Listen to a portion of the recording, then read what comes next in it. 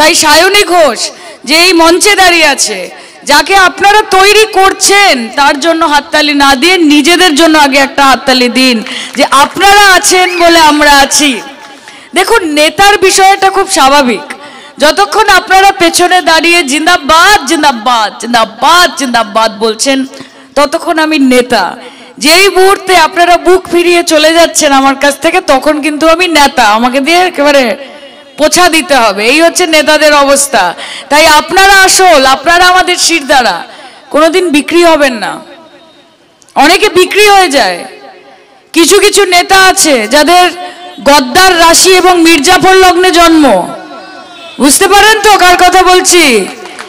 তাদেরকে দেখে বাংলার মানুষ চিন্তিত হয়ে পড়ে যে বাবা, কাদের হাত ধরে আমরা রাজনীতি দেখছি, কাদের সময় আমরা রাজনীতি করছি, কারা আমাদের রাজ্যটাকে লিডার হিসেবে এগিয়ে নিয়ে যাচ্ছে। এরকম হবেন না, কারণ আগামী দিনে আপনাদের মধ্যে থেকে, আপনাদের পরবর্তী প্রজন্ম থেকে সুন্দর সুন্দর ছেলেমেয়েরা উঠে আসবে যারা রাজনীতি করতে চাইবে। তারা যেন এটা মনে না করে যে মির্জাফরগিরি করে বা গদ্দারি করে বা বেইমানি করে জীবনে কোথাও পৌঁছানো যায়। কারণ গাছ আর ফলের মধ্যে একটা বড় তফাৎ আছে। শুভেন্দু অধিকারী সে হচ্ছে মমতা বন্দ্যোপাধ্যায় নামক যে গাছ, সেই গাছের একটা ছোট্ট ফল, এবং ফল যতই চেষ্টা করুক না কেন কখনো গাছের থেকে বড় হতে পারে না। এটা সম্ভব নয়। আপনারা আমাদের শক্তি, আমাদের কর্মীরা আমাদের মনোবল। লড়াইয়ের মাঠে যতক্ষণ আপনারা দাঁড়িয়ে থাকবেন, চোখে চোখ রেখে, কাঁধে কাঁধ রেখে, মাথা উঁচু করে লড়াই করার ক্ষমতা তৃণমূল কংগ্রেসের ছিল, তৃণমূল কংগ্রেসের আছে, আগামী দিনেও তৃণমূল কংগ্রেসের থাকবে। এইখানে আইএসএফ বলে একটা পার্টি আছে, কি নাম? ইন্ডিয়ান সেকুলার ফ্রন্ট না, ইন্ডিয়ান সাডেন ফ্রন্ট। সাডেন মানে কি? সাডেন মানে হচ্ছে হঠাৎ। হঠাৎ করে আসে, হঠাৎ করে চলে যায়, হঠাৎ করে জেগে ওঠে, হঠাৎ করে ঘুমিয়ে পড়ে, হঠাৎ করে মিছিল আনে, হঠাৎ করে ভলিবল খেলছে, কখন যে কি করছে কিছুই বোঝা যাচ্ছে না। এরা লিডার? এদেরকে দেখে মানুষ এগোবে? এদের সঙ্গে মিটিংয়ে মিছিলে পা মেলাবে? আজকে নওশাদ সিদ্দিকী ভাই, উনি সেন্ট্রালের কাছ থেকে যাবতীয় সুযোগ সুবিধা নিচ্ছেন। আজকে ভাঙড়ের মানুষের দায়িত্ব নেওয়ার জন্য কিন্তু বিজেপির পুলিশ নেই, কিন্তু ভাঙড়ের যিনি স্বঘোষিত লিডার, তার দায়িত্ব নেওয়ার জন্য সেন্ট্রাল ফোর্স আছে। আরে সে লিডার কি যে মানুষকে রাস্তায় ফেলে রেখে নিজে চারিদিকে সিকিউরিটির আবর্তে ঘুরে বেড়াবে? মমতা বন্দ্যোপাধ্যায়কে দেখেছিলেন কোনোদিন যখন আন্দোলন করতেন? চুলের মুঠি ধরে টানতে টানতে হেঁচড়াতে হেঁচড়াতে বামফ্রন্টের পুলিশ নিয়ে যেত, কর্মীরা ঘিরে থাকতো তাকে, কোনো পুলিশের দরকার পড়তো না। আর আজকে যখন সিএ হচ্ছে, আপ ক্রোনোলজি समझ लीजिए, হোম মিনিস্টার অমিত শাহ কি বলেছিল? पहले सीए होगा उसके बाद एनआरसी होगा। তার মানে আপনাদের কলারগুলো ধরলো বলে। তখন আপনাদের এই আইএসএফ এর লিডার যে বিজেপির পুলিশ নিয়ে ঘুরে বেড়ায়, তারা আসবে বাঁচাতে? না মমতা বন্দ্যোপাধ্যায় থাকবে আপনার পাশে?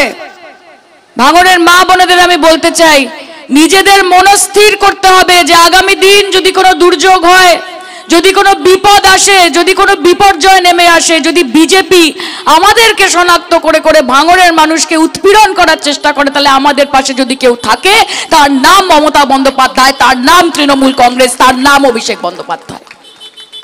কে লড়বে আপনাদের অধিকারের জন্য? 100 দিনের কাজের টাকার জন্য কে লড়ছে? মাথার উপর বাড়ি হবে তার জন্য কে লড়ছে? রাস্তাঘাটের জন্য কে লড়ছে? মিড ডে মিলের জন্য কে লড়ছে? জিএসটির জন্য কে লড়ছে? মমতা বন্দ্যোপাধ্যায় লড়ছে। আইএসএফ লড়ছে না, সিপিএম লড়ছে না। তাহলে আপনাকে যদি আজকে বিজেপিকে উৎখাত করতে হয়, তাহলে আপনি কার দ্বারস্থ হবেন? কার সঙ্গে পায়ে পা মেলাবেন? কার আন্দোলনে শামিল হবেন? যারা বিজেপির সুবিধা করে দিচ্ছে সেই দলকে, নাকি মমতা বন্দ্যোপাধ্যায় যার দল চোখে চোখ রেখে লড়াই করে যাচ্ছে, কোনো সিবিআই কে ভয় পায় না, কোনো ইডি কে ভয় পায় না, কোনো ইনকাম ট্যাক্স কে ভয় পায় না, যা ইচ্ছে করো। আমরা একটাই কথা মনে করি যে মমতা বন্দ্যোপাধ্যায় আন্দোলন মমতা বন্দ্যোপাধ্যায়কে তৈরি করেছে। ভারতবর্ষের একমাত্র মহিলা মুখ্যমন্ত্রী আর একটা রাজ্য দেখান যেখানে এরকম মুখ্যমন্ত্রী রয়েছে যাকে বলে Tigress and lioness of Bengal.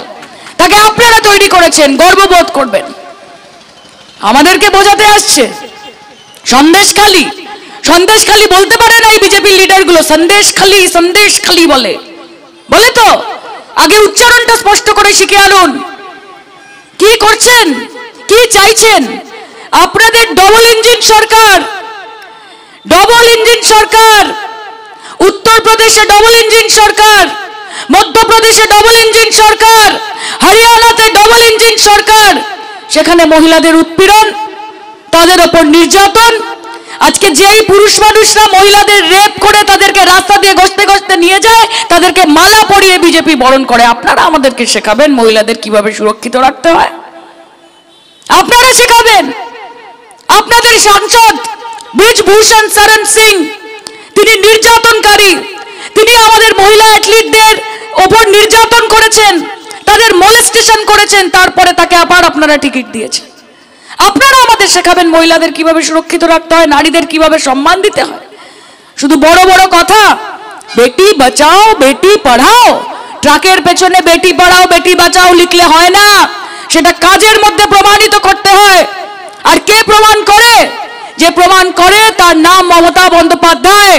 তার কারণ वो बेटी को कन्याश्री देके पढ़ाती है, सबुज साथी का साइकिल देके पढ़ाती है, ऐक्यश्री देके पढ़ाती है, शिक्षाश्री देके पढ़ाती है, और वो बेटी को लक्ष्मीर भंडार देके बचाती है, रूपश्री देके बचाती है। কাজে মুখে বড় বড় কথা না বলে কাজে সেটাকে প্রমাণ করুন। আজকে মমতা বন্দ্যোপাধ্যায় যখন 1984 সালে এখান থেকে দাঁড়িয়েছিল, লোকে বলেছিল হেরে যাবে। সোমনাথ চ্যাটার্জির মতো স্টলওয়ার্ড সিপিএম এর নেতা, তাকে হারিয়ে প্রত্যেকের আশীর্বাদ দিয়ে মমতা বন্দ্যোপাধ্যায় জয়ী হয়েছিলেন। আজকে তিনি মুখ্যমন্ত্রী আপনাদের আশীর্বাদে। কেন লোকে বলবে যে ভাঙড় আমাদের সঙ্গে নেই? কেন লোকের মধ্যে এই খবর ছড়াবে যে ভাঙড় আমাদের সাথে নেই? আমি তো প্রত্যেকটা মানুষের চোখে মুখে দেখতে পাচ্ছি কত আন্তরিকতা, কত ভালোবাসা। এবং 2021-এ যে আইএসএফ এর বিধায়ককে আপনারা নির্বাচন করেছিলেন, তিনি কি করেছেন আপনার জন্য? উন্নয়ন দেখে ভোট দিন। কে নিজের পকেট ভরছে, কে নিজের উন্নয়ন করছে, যে নিজেকে প্রেক্ষিতে রাখতে, কে নিজেকে রেলিভেন্ট রাখতে, তার জন্য রাজনীতি করছে, আপনাদেরকে বুঝতে হবে। আর কে মানুষের জন্য রাজনীতি করছে, তাদের স্বার্থে রাজনীতি করছে, তাদের ভালোর জন্য রাজনীতি করছে, কে গঠনমূলক রাজনীতি করছে, কে ছাত্র যুবকে এগিয়ে নিয়ে যাচ্ছে, কে মহিলাদেরকে সম্মান দিচ্ছে, আপনাদের বিচার করতে হবে। আপনারা কি পেয়েছেন আপনাদের বিধায়কের কাছ থেকে? কি পেয়েছেন? উনি হচ্ছেন একজন মুডি রাজনৈতিক। ওনার থেকে বেশি রাজনীতি আমি করি একজন অভিনেত্রী। আমি এখানে দাঁড়িয়ে বলে যেতে পারি আপনাদেরকে।